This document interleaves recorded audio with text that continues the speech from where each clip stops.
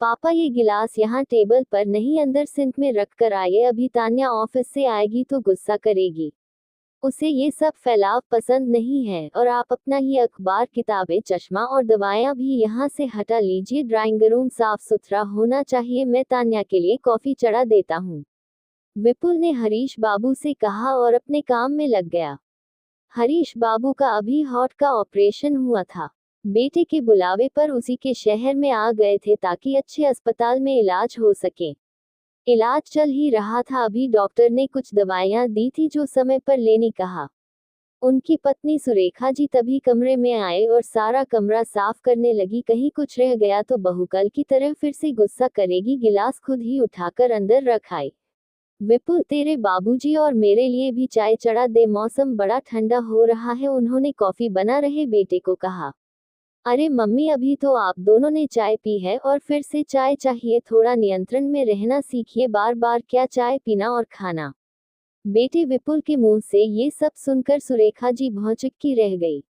वो तो बेटे के घर को अपना घर समझकर रहने आई थी, पर यहाँ आकर उन्हें लगा कि ये उनका घर नहीं है, वो तो यहाँ बस मेहमान है जिन्हें 2 वक्त की रोटी और चाय भी नापतोल कर दी जाती है। अपने गांव के घर में वो जब कभी चाय पी लेती थी, मनमर्जी से कुछ भी खा लेती थी, पर यहाँ तो बेटे के घर में उन्हें बहुत सोच समझकर बोलना पड़ता है। मजबूरी में यहाँ आई थी वो और हरीश बाबू अच्छे भले गांव में रह रहे थे। अचानक से हरीश बाबू की तबीयत बिगड़ने लगी और उन्हें सांस लेने में दिक्कत होने लगी। गाँव के डॉक्टर को दिखाया पर वो दवाई ज्यादा काम न कर सकी।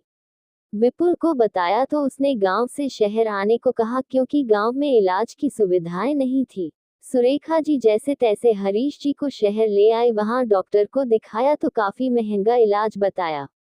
मम्मी, आपके पास पापा के इलाज के पूरे पैसे हो तो मैं आगे बात करूं, वरना देख लीजिए, विपुल ने बिना लाग लपेट के बोला।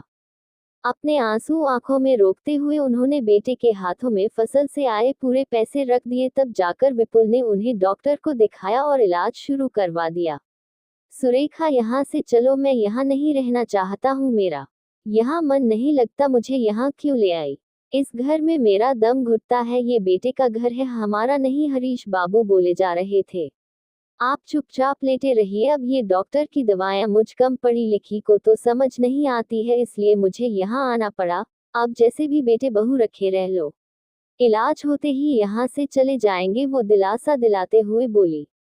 तान्या अपने ऑफिस से आ चुकी थी। तान्या बेहद ही नकचरी और गर्म मिजाज लड़की है, जिसे ना अपने सास ससुर की परवाह है और ना ही घर की परवाह है। उसके आते ही विपुल ने उसे कॉफी दी और अपने ऑफिस के काम में लग गया।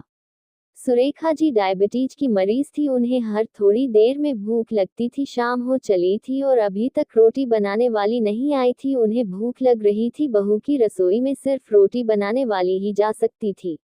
सुरेखा जी को वहां कुछ भी करने की इजाजत नहीं थी। सुरेखा, मुझे पता है तुझे भूख लग रही है और आज रोटी बनाने वाली नहीं आई, चल अपने घर ही चलते हैं, बेटे के घर में तो हमारी भूख प्यास और हमारी कोई कदर ही नहीं है। तभी विपुल कमरे में आता है। तान्या, और मुझे एक पार्टी में जाना है, तो सुबह की रोटी बनी रखी है, वो खा लेना, मैंने अचार निकाल कर रख दिया है। लेकिन तेरे बाबूजी तो हार्ट पेशेंट है, उनके लिए तो दलिया बनाना होगा।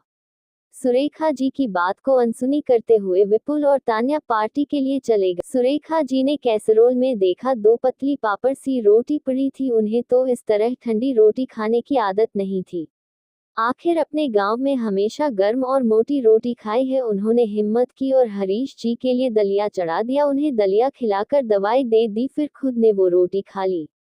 सामान ऊपर से उतार तो दिया, पर उनसे दोबारा रखा नहीं गया। रात को दोनों देर से आए और सो गए। सुबह तेज आवाज से उनकी नींद खुली, वो सीधा उठकर बाहर गई।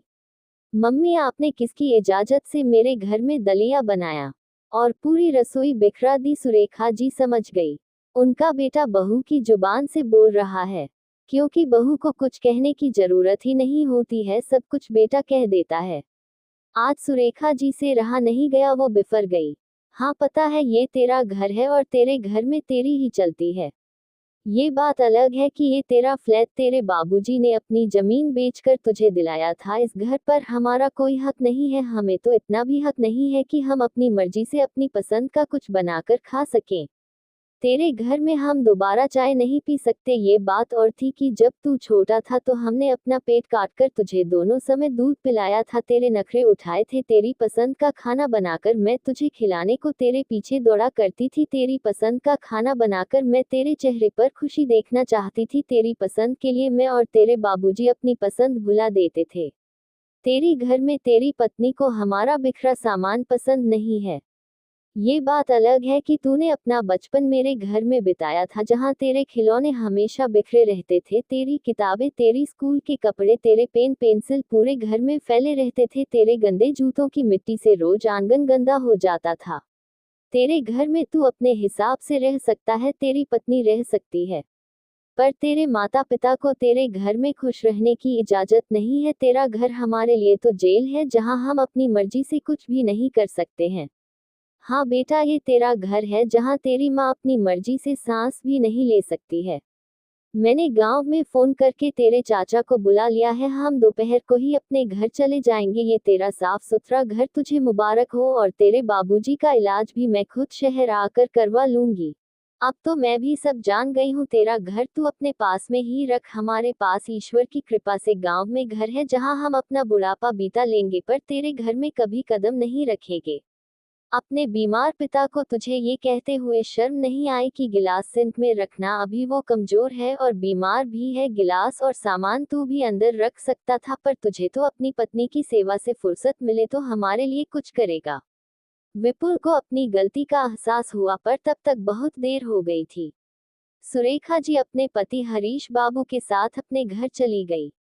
पाठकों, ये सच ही है, जिस तरह बच्चे अपने घर में बरसों अपनी मनमर्जी से रहते हैं, खाते पीते हैं, उसी तरह माता पिता बच्चों के घर में अपनी मर्जी से ना तो रह पाते हैं, ना ही खा पी सकते हैं।